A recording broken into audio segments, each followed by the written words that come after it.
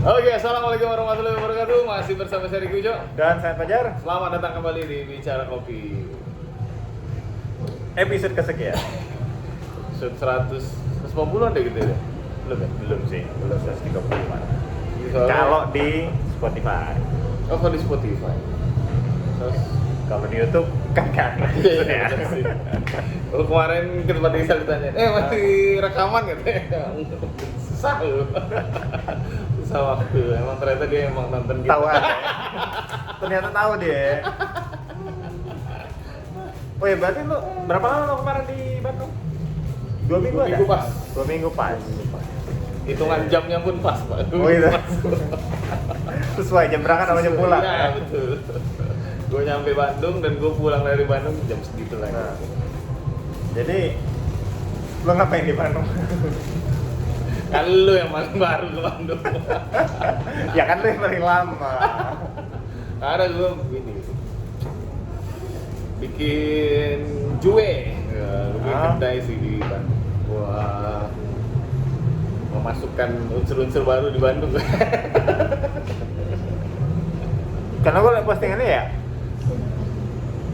ya kayak Vietnam, kopi apa, kopi mentega, Telur, kopi ya. telur gitu kan, kayak ini seriusan nih warung kedai kopi gitu ya.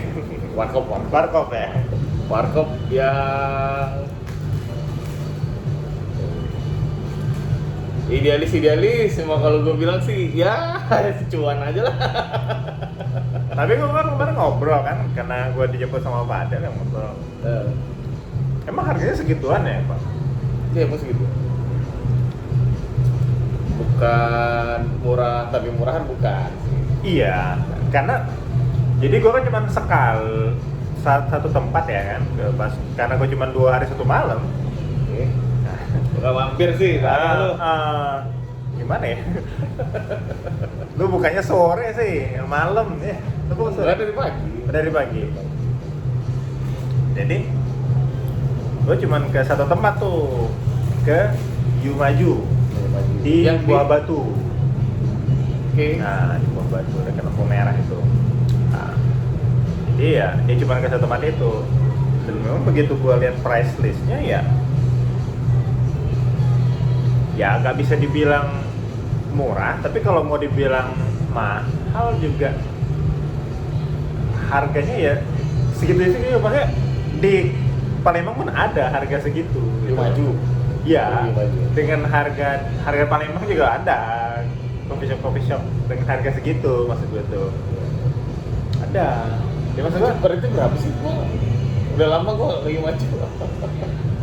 cappuccino cuma 30. 30. Ya banyak sih juga 30. Iya, makanya itu kan. Jadi begitu Padel bilang harga kopi di tempat segitu ya gimana gitu. Ya gimana gitu. Bukan soal kayak lo bilang, bukan soal kualitas, tapi emang harga segitu ya mau nggak mau ya kan. Kita mau ngambil di bawahnya jadinya. Atau karena Jue ini sebenarnya kalau gue lihat sih sebenarnya di Bandung itu banyak coffee shop yang menurut gue tuh lebih banyak untuk wisatawan sebenarnya Dibanding ya untuk dibanding orangnya untuk sendiri. Warga lokal tuh akan ke situ kalau nemenin orang atau ya momen tertentu lah gitu. Kalau malam minggu kayak ngajak ceweknya gitu. Ya mungkin kayak kalau kesana kan ketemu resto. Ya mereka ke kedai-kedai tertentu ya karena gue datang gitu loh Iya, maksudnya. betul. Ya kan, ya lu kan nggak kemana-mana kan gitu. Iya. Kecuali mungkin malah dia ke tempat yang beli roastingan dia malah. Oh mungkin. Ya, kayak yang gambar kuda itu kan. Ya khusus ya kan. Jadi kalau mau tahu kedai-kedai yang baru buka, pantau aja Instagram. Jadi segitu. Cuma karena aku pikir kayaknya warga lokal kayaknya nggak seloyal itu bos di Bandung ya. Menurut lu nggak kurang loyal? Kurang sih, kok kan mengafirmasi ke Isal juga. Gue pernah ngobrol sama Restu, habis itu gue ngobrol sama Isal ya ngomong gitu. Jadi akhirnya gue bikin satu konsep kedai yang kurang lebih di Bandung itu yang untuk warga lokal lah. Dan ternyata memang nyampe aja sih. Iya. Sampai sih pesannya nyampe kalau warga lokal berani datang. 6.000 tuh hanya salah satu dua menu sih. Jadi ya lebih, tapi memang nggak nyampe 30.000. Kalau gue ngomong, gue nggak tahu. Kemarin gue sempet ke Desa Muka, tempat Isa, gue ngobrol. Kayak ada satu cerita bahwa kayaknya ada yang nggak nyampe di situ, gue nggak tahu ya. Jadi kan gue membawa Jue itu Vietnam trip yang kalau gue bilang sih truly lah, bener-bener otentik. Gue di sini gue bawa roastingan gue yang Robusta, walaupun sebenarnya sebagian Vietnam tuh pakai Liberica ya. Gue bawa Robusta, honey. Oke. Di sana tuh juga gitu ternyata Pak, Robusta honey yang di roasting pakai mentega sama gula. Itu yang coba gue bawa ke Jue ini supaya lebih otentik lah ke Vietnamannya. Ternyata. Ya, situ. Tapi gue sempet ngomong tuh kemarin sama Isal, cerita sama Isal, sama ada orang Suci juga sih waktu gue sini. Oke. Itu kopi mentega gitu dia bilang. Iya dia bilang. Gimana sih rasanya gitu? Jadi kayak ada hal yang menurut gua kayaknya nggak nyampe gitu. Sedangkan metode-metode roasting yang dicampur kayak gitu kan sebenarnya hasil dari penjajahan sih. Ya kayak dicampur air jahe, dicampur yang gua tadi tuh mentega sama gula, karena kan kopi itu kan barangnya punya VOC kan, yang akan diekspor keluar Eropa dan lain-lain. Dia emang nanamnya tempat kita tapi dia jualnya keluar. Itu barang komoditi yang sangat bernilai lah, salah satunya. Kita pasti susah untuk dapetin itu, sehingga orang-orang pasti akan dapat beras yang jelek lah. Jadi mereka mengangkali dengan hal-hal seperti itu. Salah satunya itu juga. Itu juga mungkin kalau kita tarik lagi, mungkin ada apa? Sesuatu sejarah juga yang diambil dari keturunan Tionghoa misalnya, yang memang menggunakan kopi tiam kan juga. Kalau di Singapura kan kayak gitu juga. Iya. Kalau di sini kayaknya gua nggak ketemu ya, malah di Palembang juga nggak ada ya. Tapi ketemu di situ di Medan palingnya, Medan, Gayung. Nah, masalah. Apa itu gimana? Yang roastingan kayak gitu untuk Di Medan maksudnya? Iya di Medan. Ternyata terus gitu, gua ketemunya Medan, Gayung. Di sini enggak, gua belum ketemu, tapi mereka kalau diomongin tahu. Oh gitu. Ya mereka tahu. Iya sih Bu. Nggak tahu ya, kalau misalnya ngomongin kopi bubuk atau kopi-kopi kayaknya biasa aja, bukan kayak nggak ada kontaminasi yang Ya, aneh-aneh apa gitu gitu. lah. Tapi mereka tahu ya. Ya tapi mereka tahu. Wah, begitu gua ngobrol sama Isa sama itu, dia juga kayak diem ya, kayak pertama kali juga dengar kayak gitu. Bilang, ya gua membawa itu, gua bilang ke situ. Jadi kalau gua bilang kopinya ngasal, ternyata nggak juga Pak. Jadi memang konsepnya tetap di bawah, bisa tetap yang catchy buat ke situ gitu. Cuma memang untuk harga kita memang ya yang lebih memasyarakat di Bandung lah. Karena kalau di coffee shop isinya mahasiswa kan udah ketahuan. Siswa kan perantauan semua. Iya, jelas. Itu lebih jelas perantauannya ya. Jangankan yang mahasiswa, yang kerjaan perantauan juga banyak gitu. Soalnya kan karena kalau gue ngeliat kayak Lucinus Sky itu tempat punyanya si Wulan Guritno, tempat alkohol gitu. Ya kalau hari biasa juga sepi. Kalau nggak ada orang Jakarta yang masuk nggak rame. Itu artinya kan. Artinya mungkin ada beberapa tempat mungkin yang memang pasar-pasar itu sebenarnya wisatawan, bukan orang setempat ya, bukan warlock kayak.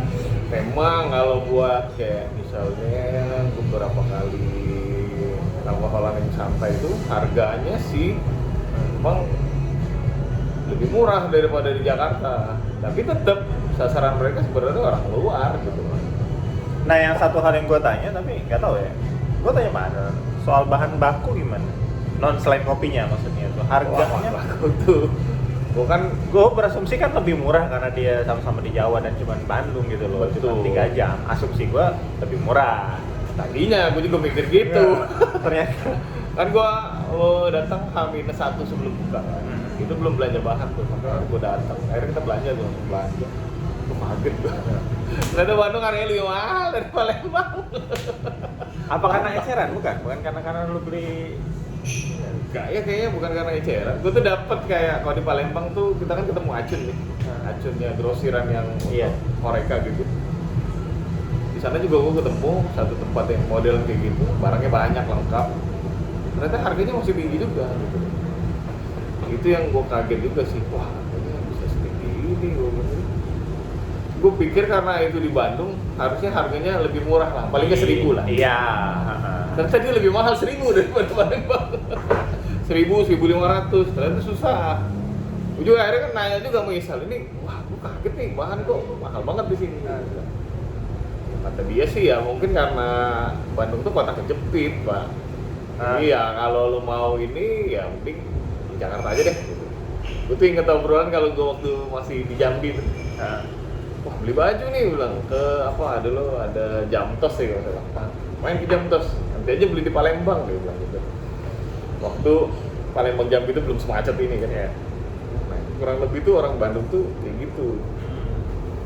Dan terus tuh gue tuh ada tools peralatan yang gue cari tapi susah banget di Bandung.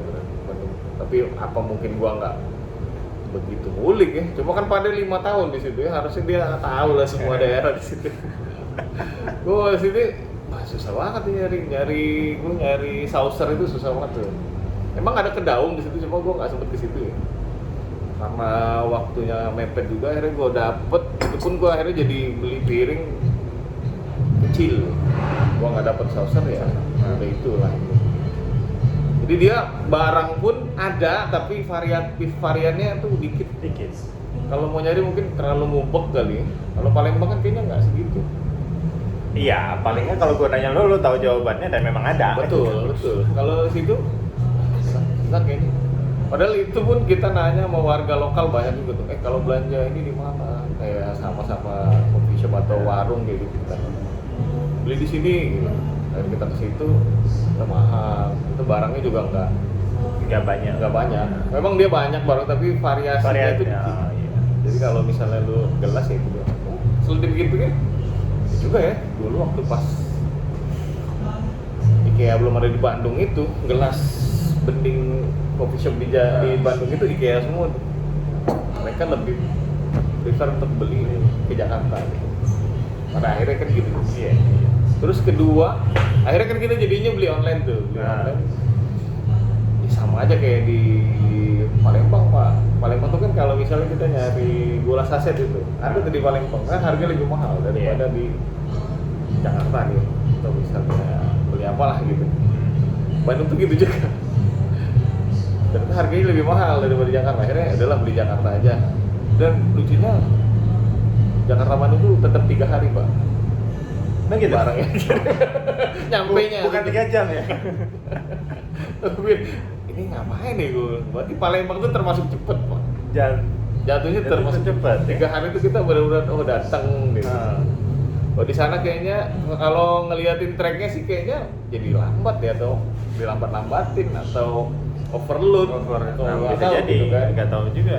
Cuma kalau ngeliat anjing ini masih sama aja 3 hari.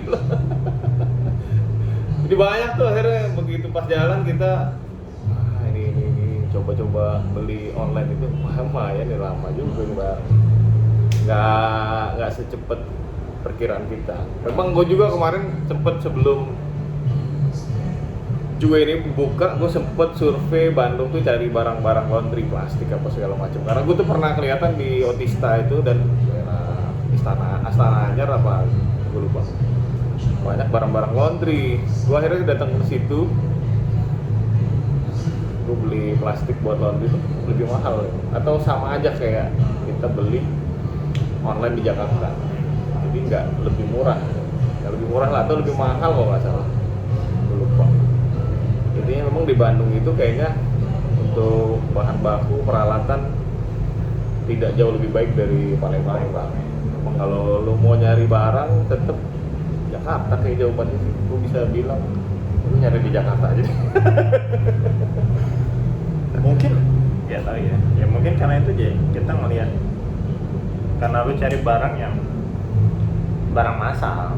Karena maksud gue sebagai pengkonsumsi medsos kan gue melihat sesuatu itu yang cenderung estetis gitu, kreatif. Ya mungkin itu kali yang lebih bisa diasup secara lokal gitu. Karena kalau cari consumer good yang massal kayaknya entah mana ujungnya ya, entah mana pangkalnya, apakah karena susah jadi mereka berkreasi atau sebaliknya gitu. Enggak, kalau apa ya, kalau kata Isal sih begini ya, karena Bandung tuh ternyata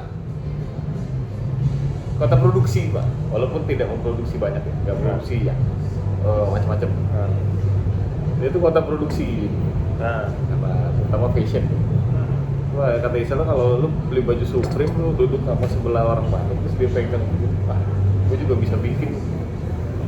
Itu tuh, mereka tuh lebih ke situ gitu. Bukan ke yang berapa nih beli gitu. Jadi mereka lebih ke kayak bisa nih mah dibikin juga gitu, lebih ke situ karena mungkin mereka secara kultural memang produksi, kota produksi, jadi orang-orangnya juga memproduksi gitu. Omongan juga kayaknya produksi di sini. Memproduksi obrolan kopi yang lama dimasukin, yang baru kasih bumbu-bumbu baru kan, digiling lagi, diulang lagi, diolah lagi, kasih bumbu baru. Tapi memang kalau gua lihat ya asik sih sebenarnya. Kalau di Bandung tuh asik nggak asik lah kalau jualan tuh, karena kita belum begitu rame. Kalau hitungan sebenarnya masuk, cuma kalau ngomongin rame belum lah ya. Lagian gue bingung juga ya gimana ceritanya bisa rame itu, gue masih bingung juga sih. Kalau di Bandung dengan kondisi juga ya kan tempatnya kios doang ya. Cuma memang di beberapa tempat tuh gue ngelihat ada toko-toko yang orang tuh rela ngantri gitu kan, asik. Iya. Asik banget gitu kan. Gue tuh juga bingung dengan banyaknya kondisi kayak gitu loh. Iya, ternyata kayak misalnya gue sate janda tuh misalnya, kan gue tiap pagi tuh mesti ngelewatin daerah itu. Sate janda tuh kalau pagi jadi sarapan. Sate janda tuh kalau yang nggak tahu tuh sate tetelan tuh. Di sini antrian kok panjang banget. Tapi kalau ngeliatin dari visual baju dan lain-lain, itu bukan orang Bandung sebenarnya. Bener. Nah itu gue tuh cuman mencurigai, ya gue tidak menurut di Bandung, tapi menurut gue hal itu juga perlahan terjadi juga di Palembang, sesuatu yang terfabrikasi gitu. Ya, ya benar. Gue tidak menuduh itu, tapi gue mencurigai kalau di Palembang hal-hal seperti itu terfabrikasi, tidak senatural itu maksud gue. Iya. Dengan setidaknya senatural-naturalnya adalah ada banyak akun dalam tanda kutip influencer gitu loh, yang entah mereka kompakan atau enggak membuat ramai satu tempat. Iya. Entah kompakan atau enggak sih ya gitu. Yang enggak, kalau gitu, kalau gue bilang sih kayaknya Jakarta Bandung tuh ilmu sih yang lebih cepat nyampe. Iya. Kayak misalnya marketing 4.0 ini kan memang tentang historical sebenarnya. Itu kan rata-rata yang rame, itu ngelihat pasti dia akan menceritakan perjuangan dia di tahun sekian tuh bikin ini dulu, bikin tahun ini dia modif mobil, tahun ketiga dia berani jualan bikin ini itu gitu. Itu tuh kan yang sebenarnya yang mereka bangun tuh marketing. Silakan Ibu. Marketing 4.0 yang ngomongin tentang emosional, makanya ada sebuah cerita yang memang diangkat akhirnya jadi gitu. Bukan tidak mungkin, memang gue tuh ketemu ini nih, suaminya Tantri Kotak tuh di Sate Jando di waktu pas gue di Bandung. Artinya kan ketika udah rame, orang tuh mau untuk mencoba, penasaran kan, ujung-ujungnya kan. Iya. Rame nih, apaan nih gitu kan. Akhirnya dia datang nyobain juga. Setidaknya kalau kita dapat satu orang yang artis katakanlah, kita nggak ngomong influencer, artis aja. Ketika dia udah posting kan rame Pak, dengan pengikut dia yang lumayan banyak juga di Instagram atau di TikTok. Ini suci sih. Ini marketing yang mau di Bandung, Jakarta kayaknya jalannya seperti itu gitu. Palembang juga sih. Kalau gimana nih? Pengen gue tuh Pak. tapi gue nggak bisa ngejalanin itu. Memang gue butuh orang yang profesional untuk membangun gimmick-gimmick seperti itu. Gak jago gue bikin gimmick. Padahal gue tuh udah 8 tahun ya. Gue tuh enak banget sebenarnya bikin cerita. Foto-foto ya masih ada lah ya beberapa. Gue dulu di jualannya di luar gitu, masuk toko. Cerita itu bisa gue bangun dan itu bisa ini. Lagi gue ngomong, wah ini kan coffee shop yang satu-satunya coffee shop yang nggak ada pelang nama misalnya. Bisa aja seperti kopi pahit gitu. Tapi gimmick itu tuh gue nggak mampu gue ngucapin ya, itu yang jadi masalah. Karena memang kalau misalnya nggak semua tempat itu sebenarnya sanggup untuk tenar Pak. Dalam artian misalnya mereka tidak meniatkan. Karena seketika lo meramaikan sesuatu yang sebenarnya melampaui kemampuan dia, ya mereka juga dirugikan. Oke. Misal nih, tempatnya keburu viral nih, ya. Tapi lo let's say lo cuman punya 20 kursi lah. Oke. Yang datang 30, rame. Gimana tuh kan? Oke, nambah nih. Nambah. Soalnya habis sepi. Pertama lo pasti keteteran. Dari sisi servis lo udah keteteran. Ya. Oke, lo nggak bisa ngapa-ngapain.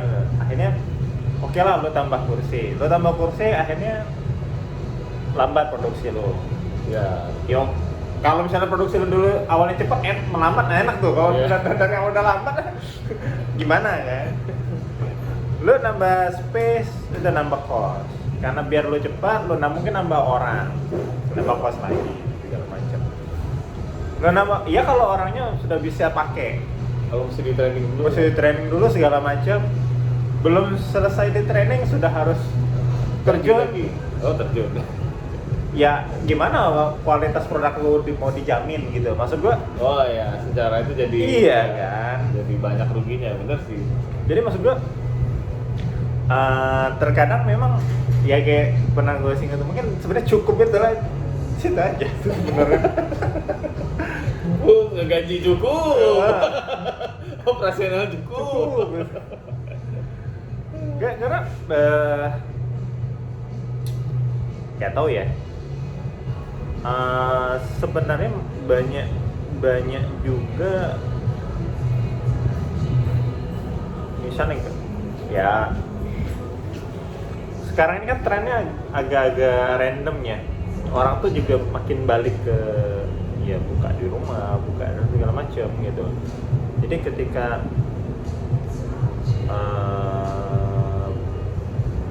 ya kayak beberapa tempat kan masalahnya mungkin di tempat disewa segala macam gitu loh. Mungkin itu juga satu dari beberapa hal yang mendorong orang akhirnya ya udah mulai aja dari rumah gitu kan. Itu yang perlu udah keluar rumah. Kopi ngobrol keburu keluar rumah. Kegeser juga. Jadi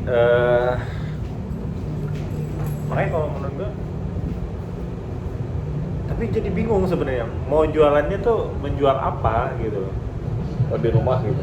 Iya. Jual sejarah juga nggak bisa itu Pak. Kalau lu bilang kayak gitu mah. Di sejarah rumah. Rumahnya udah tua banget itu pasti. Memang yang susah tuh gini sih sebenarnya. Gue tuh yang takut bahwa itu tadi sih salah satunya yang kayak kata lu tadi. Itu juga kalau mulainya dari rumah, tiba-tiba benar-benar rame membludak, dia bikin ruko tuh. Vibe-nya berubah. Segala berubah. Terus pasti ya itu tadi kesiapan dari barista untuk nampung orang juga dia berubah. Ya model ini deh. Siapa dulu yang di ini Pak? Kemang Timur itu? Yang logonya kucing itu, gue lupa. Juno. Bukan Juno, logo kucing. Ada kita jalan waktu pas di Cipete. Oh, sepanjang jalan itu. Di timur, cuma kan ini di mana ya? Jauh nih Jar, bilang. Kita nggak di ruas ini, ruas. Tapi nggak kita datengin. Gak jauh Pak dari kita. Iya, kan JCH, terus itu kan. Apa sih namanya? Ya bukan nih, Mas punya si ini. Yang dia sempat tutup, akhirnya dia bikin, dapat investor atau dia bikin sendiri. Roastery juga tuh. Jadi dibikin besar, sekarang nggak tahu ceritanya lagi. Di Cipete itu gue lupa. Ntar kalau inget ya. Itu kan sama juga tuh, akhirnya ya mungkin kesiapan dan lain-lain yang baik sana berubah lah pasti gitu. Iya. Kalau yang di rumah kayaknya dia nggak bisa berkembang. Kalaupun dia bisa berkembang itu 50-50 untuk dia bisa tetap eksis gitu. Karena memang kalau gue bilang sih kehidupan ruko itu berat ya. Bayar sewa pegawai, mondar-mandir, terus kita harus training dan banyak hal yang kadang-kadang nggak kita pikirin bahwa itu mungkin saja terjadi gitu. Kan orang mungkin nggak kepikiran memang hal-hal itu karena mereka pengalaman juga masih minim gitu kan. Iya. Lain-lain. Cuma tuh kalau di situ. Cuma kalau tapi kalau di Bandung tuh asiknya adalah dia kayak misalnya satu daerah udah penuh nih. Nah, dia nggak dapat target lagi nih, pindah pak. Sebenarnya pindah. Kayak Little Contrast. Kan deket tempat gue tuh tadi, sekarang jadi Morgi. Nah itu makanya gue tuh kok di Bandung banyak banget yang 1-2 outlet, 1 brand gitu loh. Maksudnya emang segitu harus menjangkaunya atau segitu sulitnya, segitu malasnya orang buat ke situ sehingga harus dibikin outlet yang lebih dekat gitu loh. Ya, kalau gue bilang, gue kesinggung nanti. Kalau gue juga orang Jawa Barat. Karena gue tuh ngeliat, oh sini, oh iya, ada satu lagi yang di situ. Dah, juga kan nggak segede-gede banget gitu loh dalam persepsi gue. Ya, jadi kalau kata orang sana ya, orang sana tuh cemekean kalau bahasa gitu tuh pak. Itu hitungan masih pak. Jadi ongkos beda 1.000-2.000 tuh jadi kayak perhitungan banget. Akhirnya kedai kopi yang deketin wilayah-wilayah mereka, jangkauannya menjangkau seperti itu. Atau kalau enggak, kalau lo bisa di satu tempat, ya itu promonya ongkos kirim dan lain-lain. Hasil lo akan membuat armada sendiri gitu untuk antar jemput, mengantar kopi-kopi itu. Lebih ke situ sih kalau gue ngelihat kayaknya si maju aja sangat lazim banget ya. Betul. Punya 2 outlet lebih gitu loh. Padahal kita ngomongnya Bandung ya. Iya. Sebesar apa sih gedean ini lagi gitu kan. Ya kalau mau gede ya, kalau mau gede mau gedean ini gitu. Lagi kedua kan Bandung itu jalannya Pak lebih banyak. Ruas jalannya lebih banyak. Jalan-jalannya itu lebih banyak ketimbang jalan-jalan yang dilalui oleh mobil-mobil. Kalau menurut gua sih kayaknya karena mereka mendekati konsumen dia daripada bayar wah ini lebih mahal 10.000 perak nih. Wah, jadi dia udah jadi radiusnya daerahnya tuh udah kebaca. Ya, emang beberapa ada yang kayak misalnya kemarin tuh gua beberapa banyak gara-gara Gandapura tuh mulai rame kayak yang tempat dua kopi. Terus Smith juga sempat buka di situ walaupun nggak setenar itu ya, dan gua nggak sempat ke situ entah masih buka atau enggak. Rame-rame pada pindah tuh ke daerah Gandapura yang di tempat lama ada. Ya kontras aja jadi Dika aja bikin kontras tuh dia bikin liter kontras gitu kan. Iya. Yang versi kecilnya main gitu. Di kontras kan juga jual es kopi susu ya. Iya. Liter kontras cuma jual es kopi susu. Ya sesimpel gue kayaknya aja deh ini. Terus gue nggak tahu, mungkin karena gue sebagai pendatang atau wisatawan ya. Iya. Kalau dibandingkan gue jadi sehari-hari berdomisili mungkin persepsi gue akan berbeda. Cuman dari Buah Batu ke gimana sih yang satu lagi yang pertama tuh pokoknya daerah-daerah situ deh gitu kan. Nggak jauh lah dari hotel gue dari gedung sate itu. Itu di Siliwangi ya. Nah. Gudang Utara. Gudang Selatan. Maksud gue tuh Tutup tuh. ya elah sejauh apa sih gitu loh. Maksud gue, tapi ada 2 gitu. Ya itu deketin konsumen. Oke, gitu. Memang ya mau nggak mau balik ke ini masing-masing ya, kultur kebiasaan masyarakat masing-masing ya. Kedua mungkin ya kan mainan orang kaya. Itu juga. Kalau itu iya. Kalau yang itu ya itu. Kalau menurut gue sih gitu sih gue Bang. Tapi gue ada satu hal yang butuh sedikit gue suka di Bandung tuh orang tuh mau nyoba pak, itu yang gue seneng. orang tuh berani datang sendirian buat nyoba itu aja. Kalau Zong ya udah gitu. Mungkin karena saking banyaknya coffee shop kali ya. Hah? Jadi dia memang kayak perlu nyobain sesuatu. Ya kalau Zong ya udah berarti gua nggak balik gitu. Kalau enak gua oke gitu. Kalau di sini nih kan agak susah pak. Kalau lu nggak ada temen, nih kalau Iya. masa sini nggak ada rewang ya, aduh, males lah ke situ sendirian. Gitu. Padahal apa salahnya ya? Kalau dipikir-pikir bisa aja gitu. Nah kalau di situ tuh mereka mau nyoba dulu, datang balik sendirian gitu. Coba. Kalau oke lanjut, kalau enggak ya. Kan hari pertama gue juga itu udah ada food blogger yang berani nyoba. Dia beli, dia video, terus dia posting aja udah. Asal itu disambut apa enggak kan nggak tahu. Iya. Cuma gue bilang kita baru buka 1 hari dan dia tahu. Habis itu kalau di ini asik juga ya gue bilang gitu. Kalau di Palembang kalau nggak dipanggil, nggak dibayar, ya susah. Terus kalau nggak satu circle, Ya nggak tahu, tapi yang pasti mereka kayaknya memang harus ada proses panjang sebelum akhirnya sampai ke titik itu gitu loh. mungkin ya. Kalau menurut gue sih, atau serandom-randomnya ya minimal tempat lo punya referensi yang menarik lah untuk didatengin kemudian dicoba. Ya. Kayaknya ya, karena gue dapet ini postingan dari siapa nih begitu kan, postingan baru 15, 20 gitu kan, akun baru nih gitu kan buat nge-post tempat-tempat kayak gini. Tapi ya gue sudah melihat juga, ya gue udah tahu kedai kopi yang dia posting, udah banyak juga yang posting, maksud gue ya apa yang beda sih gitu loh.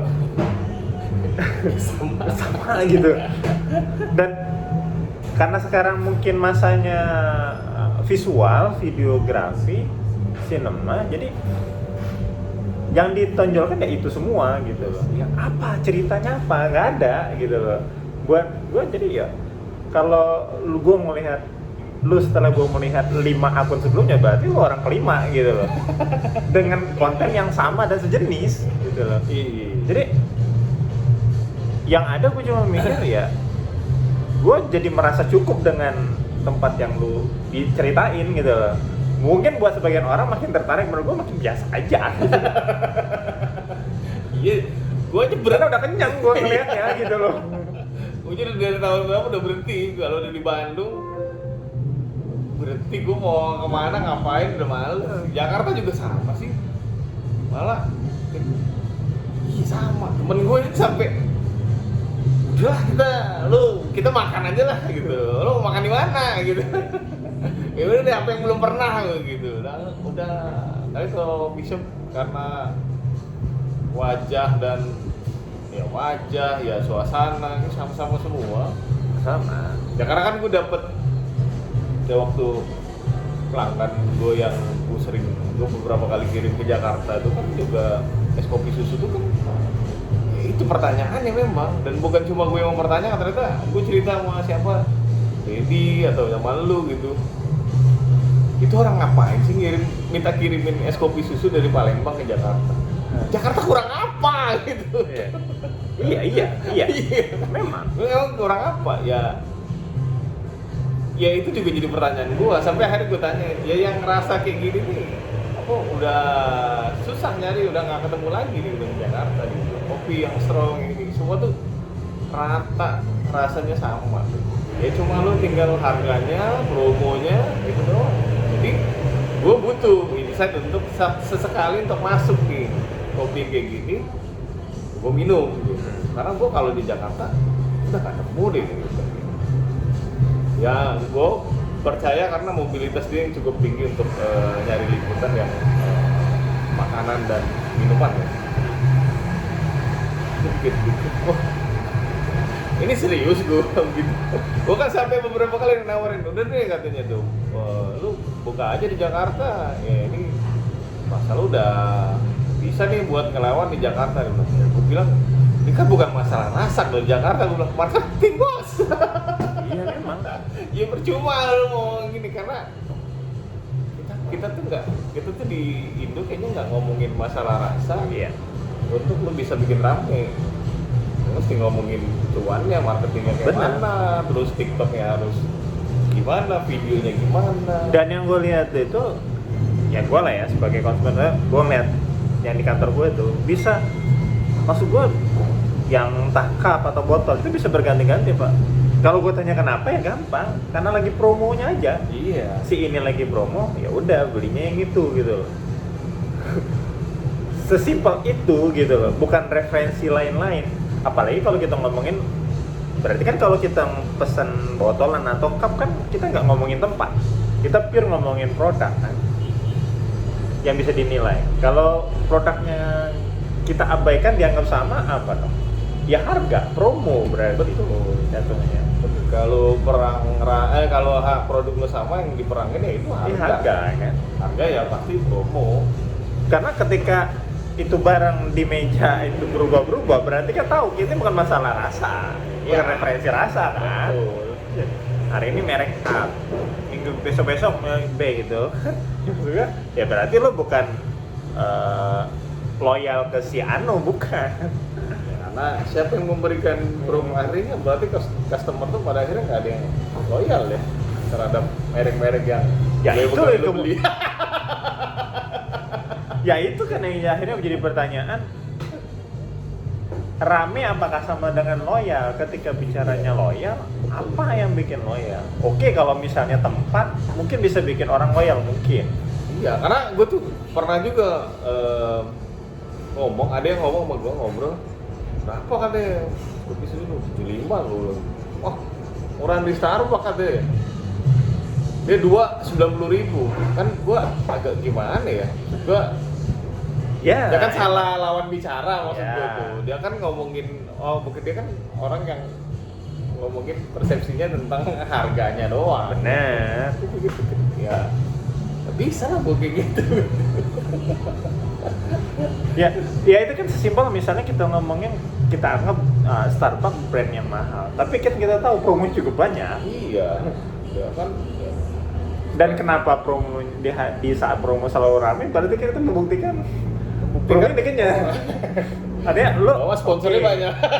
Oke, gue nggak bisa setiap saat nih mau ngopi tapi kita promo ya gue ambil Iya, juga bener. gitu kan. Iya. Ya. Gue tuh ngopi. Artinya kan. apa? Betul. Bini gue aja kalau ngopi itu di Starbucks itu dia buka Starbucks card-nya ada promo atau enggak, atau ada poin apa enggak. Cek line, cek SMS gitu kan. Oh ya oke nih, Iya, udah. nih.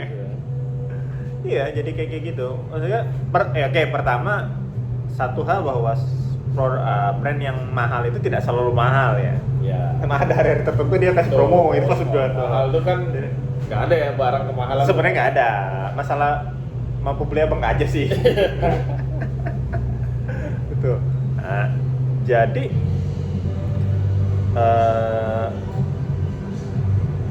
tapi memang jadi tolak ukurnya tuh jadi sulit, apalagi kalau misalnya ngomongin tempat atau maksudnya gini deh, di satu sisi kayak lo bilang, lo menjual cerita secara emosional untuk bikin tempat, tapi apa nggak ada hal-hal yang lebih emosional untuk bikin orang tuh jadi loyal gitu? Itu kan hal emosional untuk menarik orang datang gitu, orang mencoba. Nah, hal-hal yang bikin loyal itu apa? Ada hal emosional nggak yang bisa bikin orang tuh loyal sebenarnya gitu? Atau loyalitas sudah nggak ada lagi, Pak? Loyalitas konsumen maksud gua. Gak tahu gue kayaknya enggak ya. Enggak tahu. Karena itu kayak gue bilang tadi, itu terbagi dua kan. Loyalitas sebagai konsumen dalam artian datang, dan loyalitas terhadap produk kan jatuhnya. Iya.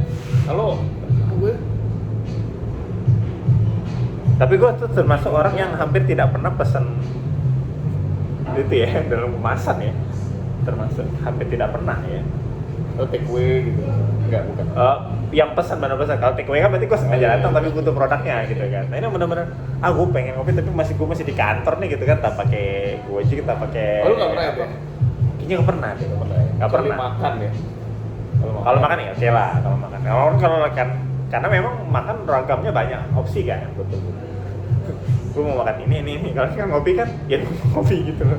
Lagian nggak ada yang rame juga. Kalau makanan kan tempatnya rame, males nih. Iya. Gojek aja. Kalau ngopi sepi juga. Mana sih yang rame ya?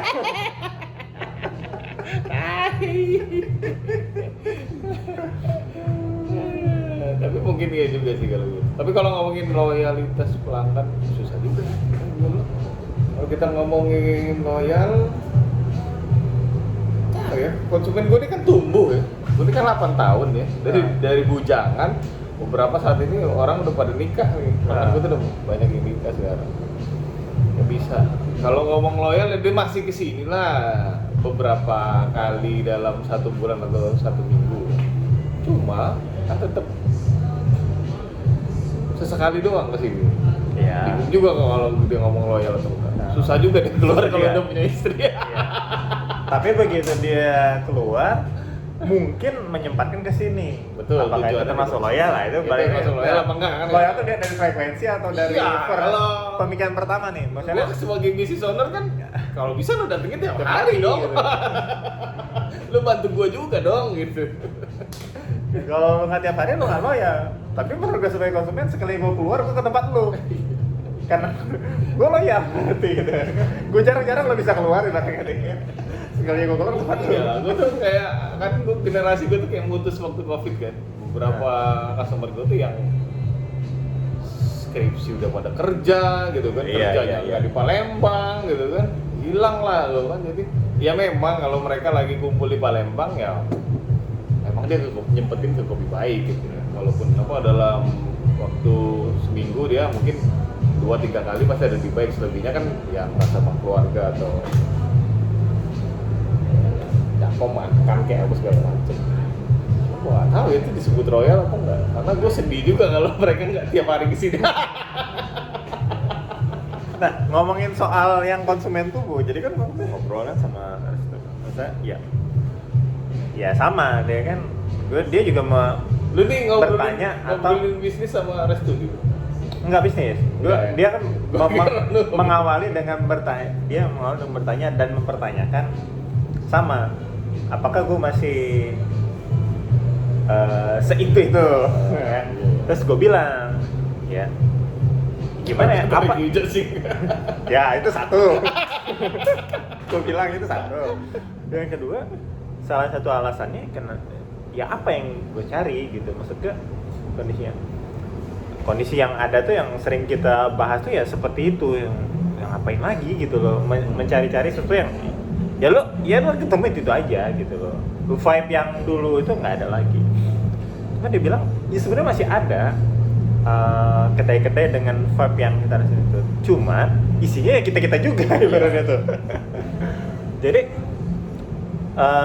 Jadi ngomongin kalau soal itu ya kalau mau balik ke suasana itu ya carilah kedai-kedai yang menjaga suasana itu, ya misalnya nyebut merek kayak Lini, Tanaksi, Bitutur. Itu kan tipikal-tipikal yang dalam tanda kutip konsumen itu anak baru ya. Jadi ibaratnya kalau pakai pengandaian itu konsumen lo akan terus muncul, dia tidak tumbuh, tapi lo bertahan di stuck di situ. Kopi baru terus muncul gitu loh, dan lo tidak tumbuh bersama mereka gitu. Dan cuma maksudnya apakah capek ya gitu? Terus ya bilang ya dia mengandaikan ya anggap aja lo guru SD gitu kan, lo puluhan tahun jadi guru SD emang lo capek gitu. Kalau bahasanya tumbuh ketika lo jadi guru SD, lo nggak jalan itu, begitu dia SMP lo jadi guru SMP kan, sampai serial gitu di istilah tumbuh. Ya itu kan pilihan gitu maksudnya. Yang jelas makin tinggi makin sedikit, tapi anak baru akan selalu muncul gitu. Anak baru selalu muncul gitu ya kan. Tinggal lo pupuk, nanti gimana bahas. Ya terserah lah mereka mau kemana, akan selalu ada yang baru gitu loh. Paling orang balik buat nostalgia doang sih. Kayak lu balik buat reuni ya. Ibarat kalau sekolah yang reuni ya mereka datang sekali-sekali doang gitu loh. Ya bapak ngopi di sini masih ada dia ini. Masih ada ngobrol sama. Gue jadi mikir, Iya sih, memang kayak gitu. Jadi ya gue paham sih kenapa akan selalu ada sekelompok massa yang seperti itu juga. Jadi gue bisa memahami doktrin-doktrin yang masih berjalan gitu. Kalau pengopi baru gimana? Tapi gue nggak tahu Masalahnya kalau yang- misalnya di Palembang Kayaknya bukan seperti apa yang pengopi tumbuh gitu loh. Iya itu, masalahnya Karena- bukan pengopi baru, penongkrong baru sih. Nah, itu yang jadi PR yang ternyata begitu selesai gue ngobrol itu enggak deh, emang tuh masalahnya bukan di kopinya, maksudnya kopi nongkrong. Jadi ngopi itu bukan sesuatu yang baru sebenarnya. Tuh, Istilah ngopi itu bukan sesuatu yang baru. nongkrongnya di tempat baru mungkin. Ya, jadi ngopi itu punya satu kata yang punya banyak makna gitu loh. Karena aku dulu kayak kopi lokal yang di Waitam dulu, Yang pertama Samaris, tuh. Samaris. Oh, yang benar. Kedua. Itu gue lihat sebenarnya bagus karena pasarnya. Gue pikir itu adalah pengopi-pengopi baru bang, SMA dulu.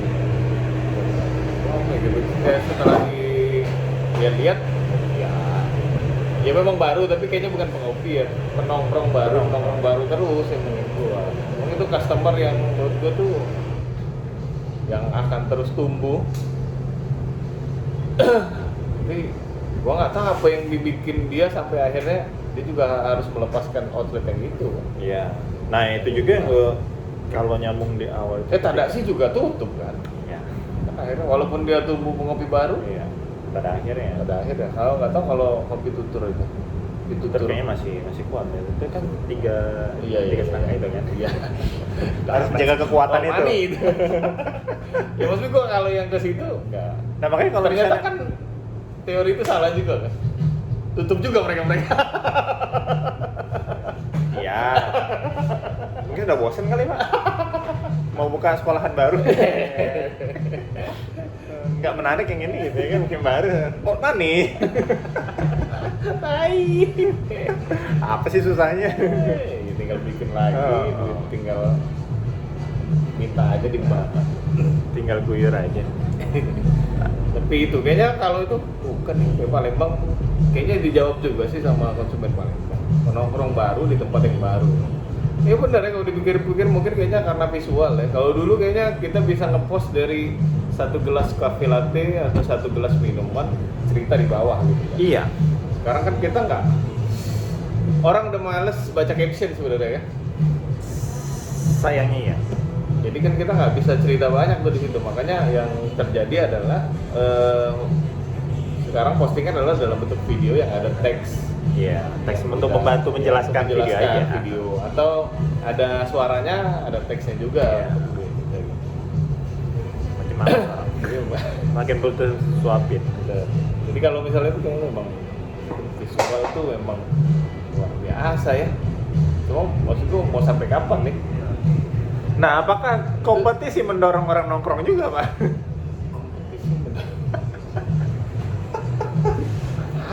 Karena tempat tongkrongan harusnya kompetisinya ya untuk anak tongkrongan. Gak terlepas dari kompetisi yang real, kita ngomong ke let's say IC itu memang dibentuk sebagai sebuah kompetisi. ICE dengan berbagai cabang di bawahnya itu kan memang tujuan dia tuh memang untuk membuat kompetisi bagi kompetitor gitu kan. Betul. Tidak dalam konteks perkedaian bersegala macam gitu kan. Nggak kayak di situ. Kayak ya lu misalnya apa sih olimpiade lah gitu kan ya. Tujuan lo mengadu berbagai orang terbaik di bidang itu kan. Bukannya lu invitasi, kan beda tuh misalnya lu bikin segala macam. Jadi gue tuh sama sih kejenuhan gue ke soal coffee shopan juga terjadi juga di kompetisi-kompetisian. Gue tuh kayak lo kan, Pak lo datang nggak? Enggak, ya udah gue juga enggak. Ya udah gitu, ya udah aja gitu. Terus kemarin sebenarnya ditawarin karena temen gue tuh mau nyari barang sebenarnya karena itu barengan sama food hotel Interfood kan, sama jual-jual alat buat hotel dan fridge gitu. Terus gue bilang, lah gue juga baru balik, gue bilang kan gitu, gue balik, gak mungkin lah gue berangkat kan. Jadi karena anak-anak udah pada sekolah, gue kan gak bisa kemana-mana kan akhirnya. Kalau gue ngeliat kompetisi ya, kayaknya memang jadi gak, kayaknya salah kali kata-katanya mengumpulkan para terbaik untuk diadu di situ. Untuk mungkin banyak terbaik di luar sini. Kan kemarin ada yang tidak terbaik ikut lomba kan? Ada banyak. Ada banyak. Yang lu tanya Ya. ke gua, emang ini siapa gitu kan? Untuk lu sampai segininya itu kan ada yang gitu. Ya nggak tahu kalau sistem yang ya lagi-lagi karena saling nggak ikut, gue nggak tahu sistem rekrut sekarang. Kalau dulu kan jelas perkuatan kuota. Kalau dulu kan, ya makanya kemarin sistemnya dirubah kan, gitu loh. Gitu semua masa iya 1-2 menit habis gitu kan setelah pendaftaran kalau dulu. Ini berarti kan perkuatan kuota, kan udah jago-jagoan gitu loh. Iya. Nah, jadi ya belum lagi kalau lewat tuh lah ya kan. Tapi gua nggak tahu ya kalau kompetisi mungkin ya sama juga sih gitu. Udah nggak. Tapi setidaknya apakah dalam umur kompetisi itu lu memikirkan berapa penonton yang datang? Harusnya iya. Gua pasti mikirin admission yang datang, engagement yang mungkin terjadi. Makanya kalau lomba ya misalnya, ini kayaknya susah nih kita bikin nih. Kita aja kemarin di BSL kan nyari tempat lah, nyari Karena kita kalau ngomong Palembang aja ya, serame-ramenya venue ya itu peserta dan teman-temannya peserta, dan itu nggak mendongkrak apapun. Ini persepsi Ya. gue ya, tidak mendongkrak apapun. Yang nonton juga enggak. Iya, gitu loh. Gengges. Sudahlah diramaikan sama orang-orang yang itu juga, bukan orang baru, tidak menarik massa atau konsumen baru yang datang pun ya gitu-gitu aja gitu loh. Tapi orang baru nggak selalu menarik, Pak, maksudnya. Ya memang apa yang menarik? Jangankan lo bikin di coffee shop, lo bikin di mall aja orang nggak tertarik. Seberapa banyak sih orang lo bikin lomba di mall? Seberapa banyak sih orang yang lewat itu datang hampirin nonton? Doang pengalaman gue Lewat aja kan. lewat aja. Betul sih. Karena cuma dilirik aja udah gitu loh.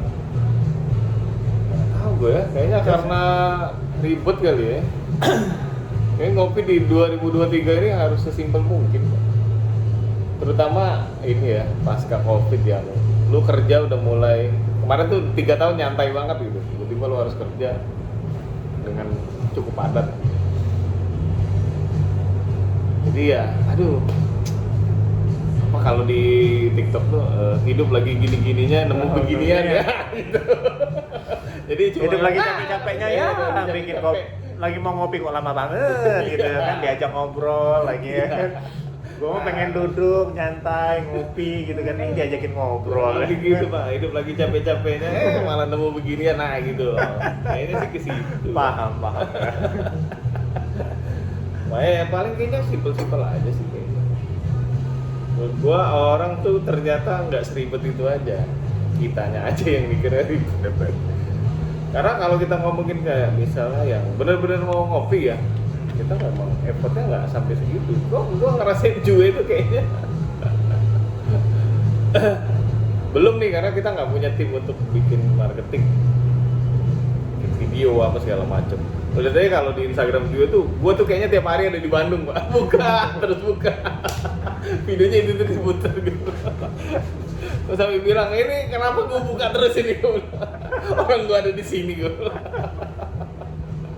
Jadi gue pagi-pagi ke Bandung gitu buka juga, terus sore gue balik ke sini. Dan ada hal-hal yang maksud gue tuh yang kayaknya ya kalau lo mau nyari yang benar-benar ngopi, yang benar-benar mau nongkrong ngopi, kayaknya ya masih ada tapi ternyata. Nah itu gue mau bilang itu kayaknya. Ya nggak perlu drama, nggak perlu gimmick ABC gitu. Betul. Ya ngopi aja gitu kan. Pokoknya datang ngopi, selesai masa lalu gitu. Jadi beberapa juga makanya konsepnya jauh lebih simpel-simpel. Cuma gua nggak tahu ya, gua tuh masih menunggu bahwa vending mesin kopi itu benar-benar berhasil. Walaupun itu tidak terjadi di tempat kita. vending itu yang gimana maksudnya? Sekarang Siap kalau saji. ya dalam bentuk kaleng gitu. Kalau kemarin kan gue ikutan survei itu memang masalahnya adalah pertama vending mesin kita tuh nggak ngasih kembalian. Pertama, kedua vending mesin kita tuh harus pakai duit kertas. Itu kan masalahnya banyak banget gitu. Iya. Buat sedikit kotor dia nggak mau terima, sensitif lah. Sedangkan kalau misalnya kayak di Jepang atau itu kan koin. Kalau Jepang tuh koin pasti. Iya. Dan habis itu ngasih kembalian. Iya. Jadi lu nggak perlu nyari duit pas gitu. Nah sekarang kan eranya kris ini, Harusnya ya masalah perduitan ini peraturan enggak kita harus selesai. Jadi beberapa mesin vending mesin itu sekarang pakai kris yang dipermudah lah intinya. Apakah itu berhasil atau enggak? Tapi gue nggak tahu ya, karena gue sebenarnya kan gue hitungannya lama di Palembang ya. Maksud gue, kita tuh sebagai masyarakat terdidik nggak sih, teredukasi nggak sih akan per vending mesinnya? Ya Enggak. kok enggak sih. Karena Juga, itu bener-bener benda yang asing loh. bener. Satu asing, yang kedua kita memang tidak terbiasa untuk memanfaatkannya. Lebih banyak kan vending-vending yang tete botolan kan, maksud gue Ya. tuh. Itu juga menurut gue nggak segitu ya, orang mending ke Indomaret baru beli sebotol doang masih gitu loh. Jadi kalau itu ternyata bukan cuma di Indonesia aja, bahkan di Jepang sebenarnya kalau dia ngeliatin survei penjualan, barang-barang yang kayak gitu tuh memang lebih sedikit kejual. Justru barang-barang yang lebih privacy, yang itu jauh lebih laku Di vending. di vending. Makanya banyak yang di vendingin.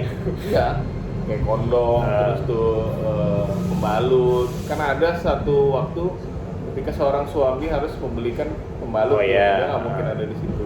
Mau nanya tuh kan asing banget. Hmm. Kondom juga, kondom tuh kan selalu ada di kasir. Kalau misalnya kasir, oh bukan yang ini pak, yang rasanya ini, yang ada geriginya kan aneh gitu. Ada obrolan itu di kasir gitu kan. Sesuatu yang tabu, dan itu ternyata di Jepang ataupun ya di negara Jepang itu dia juga punya itu. Jadi vending mesin yang lemah, yang paling banyak itu sebenarnya adalah alat-alat yang seperti itu, bukan alat-alat yang bukan produk-produk Barang-barang yang lebih ya private. yang lebih Private lah ya, kayak kayak ciki gitu. apa segala macam. Orang tuh masih jauh lebih fine untuk dia, kalaupun laku produk itu bir kayaknya, karena bir itu apalagi kalau di Indonesia gue pikir sih ada vending mesin bir itu mungkin jauh lebih laku karena agak Iya. anak-anak kecil juga bisa ngambil kan, maksud gue beli gitu kan. Kita kan nggak peduli anak kecil beli apa nggak. Penting duit masuk. Beberapa kan ada yang gitu. Ya udah. Karena ternyata gue sampai akhirnya survei pak. Gue lihat vending mesin ini murah ternyata. Sewa, kita bisa sewa. Yang udah keris itu. Oh iya. Saya 800.000 sebulan atau 800.000 sebulan di sini. Kalau setahun dia dapat potongan. Gue jadi mikir, wah ini gue isi kondom aja, gue jual di Delta gitu kan, di pusat-pusat yang kayak gitulah gitu kan. Yang nggak kalau taruh di Indomaret ngapain kan sama aja. Iya. Gitu. Cuma kalau di Delta atau di tempat pijit-pijit yang agak-agak itu bisa berhasil nih, gue bilang gitu. Sewanya murah sekali ternyata Pak. Terserah produknya apa gitu, maksudnya udah terjangkau. Emang sama? Sama. Jadi yang lokal ada, vending mesin lokal tuh ada yang produksi. Kalau dia udah produksi kan berarti ada pasar kan? Iya. Ada pasar, tinggal kita aja. Tapi satu hal ya itu tadi, cuma gue masih pengen lihat kan gebrakannya Surabaya tuh, Jokopi dia bikin vending mesin, gue tuh pengen kalau emang itu berhasil tuh itu lucu. Kalau misalnya vending machine, nah kita mau balik ke konteks kopi ya. Kalau misalnya vending machine, itu bukannya sebuah lompatan dari batch brew, Pak. Tuh. Yang mana juga, ya kan kopi siap saji kan kita ngomong. Yang mana itu juga kan, kalau dari konsep per kedai kopian, emang jalan. Kalau gue kasih alasannya sih gue jalan Pak. Itu tadi karena customer gue tumbuh. Jadi sekarang jadi mereka itu tadi gue bilang, kan ada yang nanyain tuh, nanya kenapa lu jual drip bag gitu. Nah, itu kan barang yang statusnya nggak jelas ya kan, kita dulu juga pernah ngomong kan, jadi ini mau kemana bingung juga, mau dibilang simple tapi lu tetap harus cari-cari air panas sama segala macam. Gue tahu alasan kenapa gue harus jual drink bag. Gue tuh memahami bahwa orang-orang tuh ternyata butuh ada caffeine hunter, cuma dia emang nggak bisa datang ke tempat gue misalnya, atau ada kegiatan yang terlalu terburu-buru sehingga dia bahkan nggak sempet nyeduh drink bag, boro-boro nyeduh tubruk, drink bag juga nggak bisa, itu drink bag nggak bisa, tubruk juga nggak bisa. Alhasil apa yang gue jual? Gue jual kan literan. Es kopi susu literan itu bisa di stok, dan itu tuh menurut gua saat ini sih berhasil, terutama karena nggak ada yang main sih. Iya, Yang main kan sekarang saat nggak ini ada. kan, kalau gua di Palembang mungkin cuma gua sama Kopi Kenangan yang aktif. Oh, kenangan ada literannya? Ada seliter kenangan. Oh, iya. Ngeri nggak tuh seliter kenangan kan? Minum sambil mewek bisa lah. Asin jadinya ya. Jadi kan kalau sekarang gua nggak tahu, gua nggak survei juga. Cuma yang saat ini yang aktif ya kalau di Palembang gua sama Kenangan doang. Bukan tinggal tingkat penjualannya mungkin beda. Tapi itu tuh menjawab buat orang-orang tuh yang benar-benar saat ini 2023 itu tuh pekerjaannya udah mulai kembali seperti semula dan aktif gitu. Jadi ada customer gue tuh yang memang dia harus ke Jakarta Pak, subuh-subuh, tadi 2 minggu sekali atau seminggu sekali gue lupa. Jadi dia mau nggak mau pasti ke sini, dia ngambil drink bag 1, kopi 1 liter dia bawa. Jadi gue bilang, tadinya gue memang tawarin gitu. Dia tuh awalnya beli cup, bilang gue beli literan aja, gue bilang gue tuh nggak bisa minum terlalu banyak susu. Ya kan beli cup nih sama aja gitu. Karena dia ini tetap butuh kafein pagi-pagi, cuma dia nggak bisa minum susu yang terlalu banyak. Gue awalnya tawarin ini kan apa, espresso to go, kayaknya belum sanggup dia bilang gitu.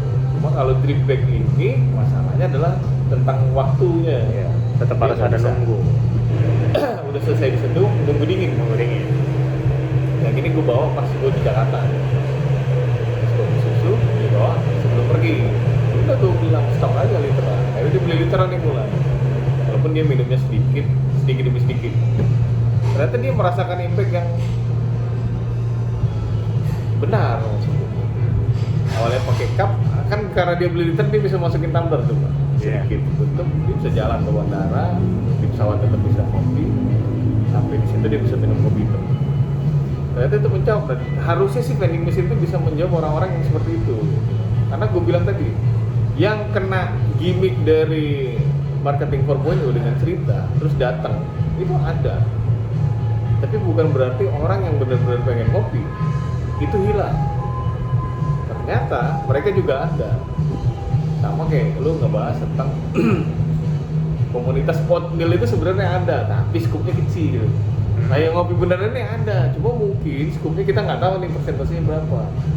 Mungkin 50-50 sama itu, atau mungkin skupnya lebih kecil. Cuma tetap mereka mencari sesuatu yang yang itu kan nggak mungkin datang ke Iya. tempat yang ramai tuh. Ya kemarin yang di sana misalnya, kan nggak mungkin datang ke situ. Ini gue nggak ke situ deh, nyari yang tempat yang jauh lebih sepi, yang lebih familiar gitu. Oh iya, satu kan gue pernah share tuh kayak ya akun luar lah ya yang kalau dia mau kopi hitam dia tinggal cek aja gitu kan, dia nggak perlu ngebrew lagi americano, nggak ada gitu. Yang nggak tahu ya, mungkin kalau di sana mereka tidak cuma ya mungkin tipikalnya ngopinya ya ngopi untuk mendukung aktivitas, bukan buat mendukung nongkrong atau ngobrol gitu ya. Jadi gue datang, oke, gue butuh kopi hitam ya, gue nggak harus nunggu lo ngegrind lagi segala macam, tinggal con aja selesai gitu kan, panas, oke lah, cocok untuk pagi, gue bisa gue bawa nih gitu kan, entah pakai tumbler atau pakai cup apalah gitu kan. Nah, apakah yang kayak gitu juga memang sudah ya kayak misalnya nih orang ya katakanlah lu perlintasan nih dari sana mau ke sana gitu kan, Ya, keluar kota mampir gitu dulu. kan, singgah dulu kan, tetap butuh jeda waktu kalau kita ngomongin americano gitu kan. Tapi membayangkan oh gue butuh kopi hitam, sesimpel itu ya. Tinggal shot selesai, entah dia buat tumbler tek udah pergi, nggak nyampe 5 menit selesai kebutuhan dia. pasti ada orang-orang yang kayak gitu kan, dia butuh kopi di perjalanan, emang dia butuh nih gitu loh. Karena bukan soal tempat yang fancy segala macam, enggak. Gue cuma butuh kafein banget nih. Berarti memang masih ada yang seperti itu. Nah, cuman kalau ngomongin vending kan, aduh tuh pertama masalah vendingnya, masalah utangnya, ada masalah kalengnya. Kita juga punya sejarahnya kedai-kedai kopi yang menjual kopi kalengan. Gimana kayak itu? Yang walaupun lo duduk di situ, lo dikasih kaleng gitu loh. Iya. Nah, apa dampaknya?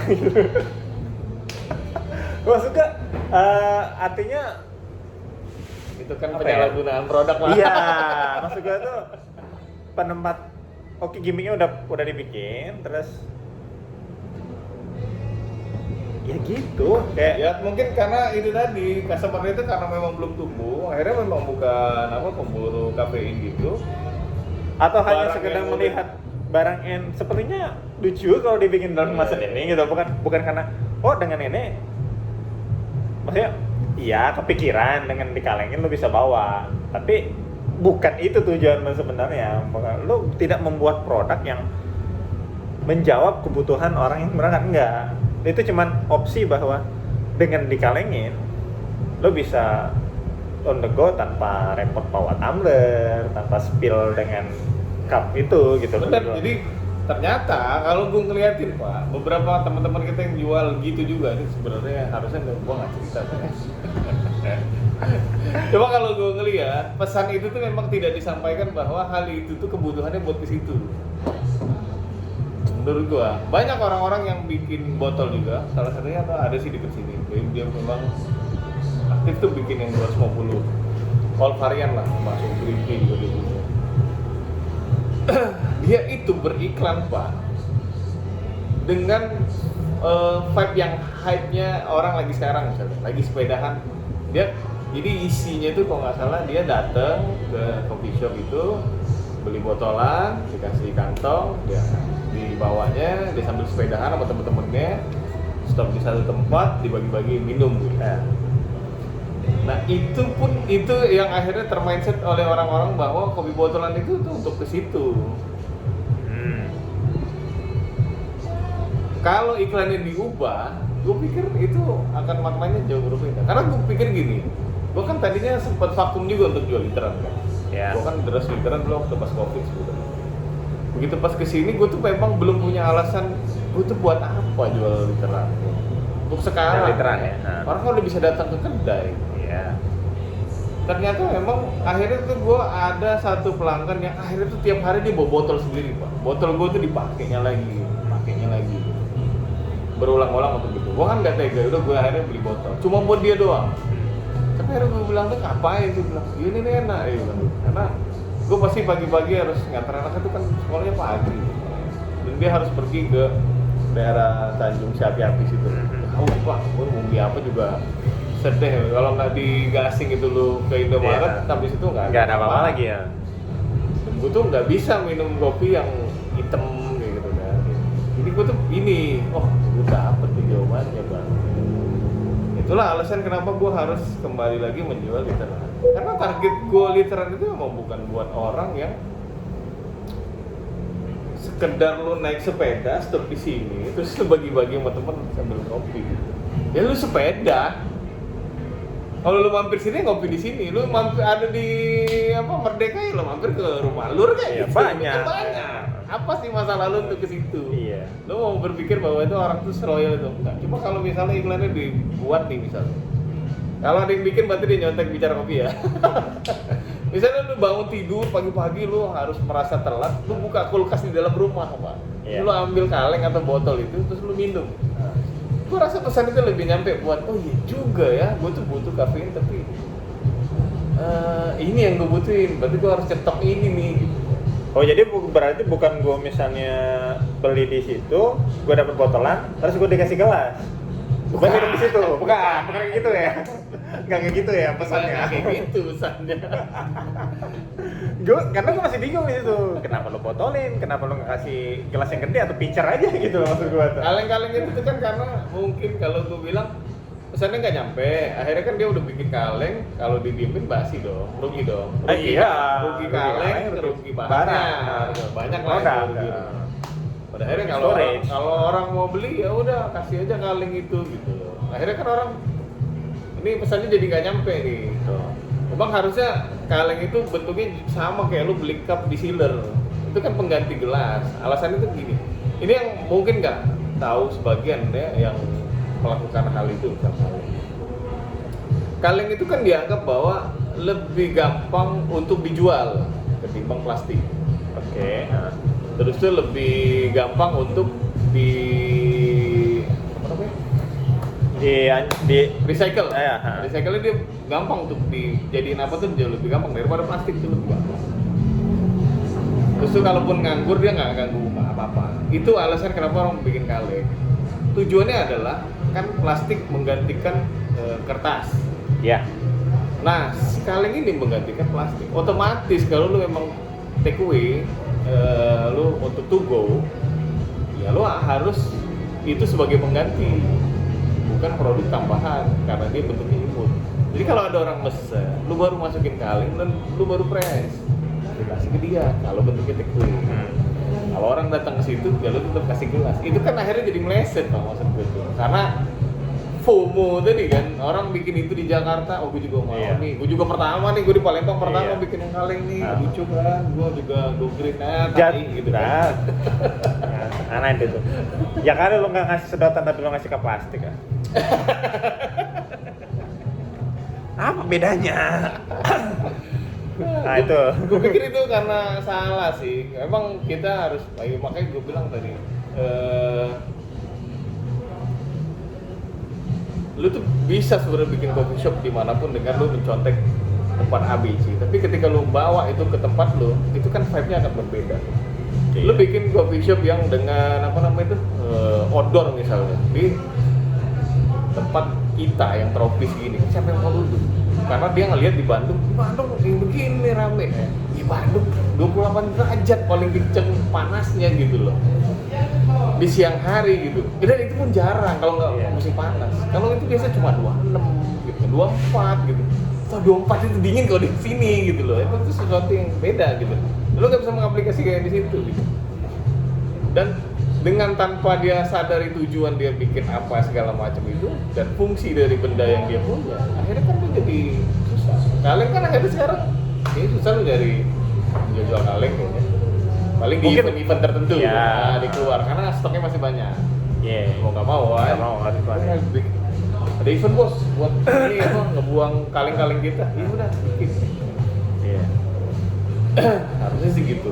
Tapi itu tadi vending machine tuh harusnya bisa karena gue ngelihat ada celah itu. Cuma apakah orang akan jauh lebih baik untuk ngambil di vending machine atau jauh lebih baik datang ke coffee shop dan roastery tempat langganan dia biasanya dengan konsep coffee to go yang lebih cepat dan lebih terarah sih. Ini gas tujuannya harus pas. Gue pikir orang-orang ini nggak ini kurang tahu mau ngapain, kurang peka sama hal-hal ini gitu. Jadi dia ya udah deh mumpung lagi rame kita juga buat. Gua adalah pionir yang membawa ini ke Palembang. Itu dia. Tapi kalau misalnya ada yang begitu, kalian tahu dari sini. Selamat kalian. Ya itu tadi pendengar bicara kopi dan lihat di sini. Oke, inilah akhir pembicaraan kita. Saya Riko Jo, saya Fajar. Sampai berjumpa kembali. Jangan lupa follow IG kita dan tonton terus. Ada hal yang harus kalian lakukan adalah pencet klik subscribe dan bunyikan loncengnya supaya podcast ini terus hidup. Amin. Oke, selamat datang di Bicara Kopi dan sampai jumpa kembali. Adios.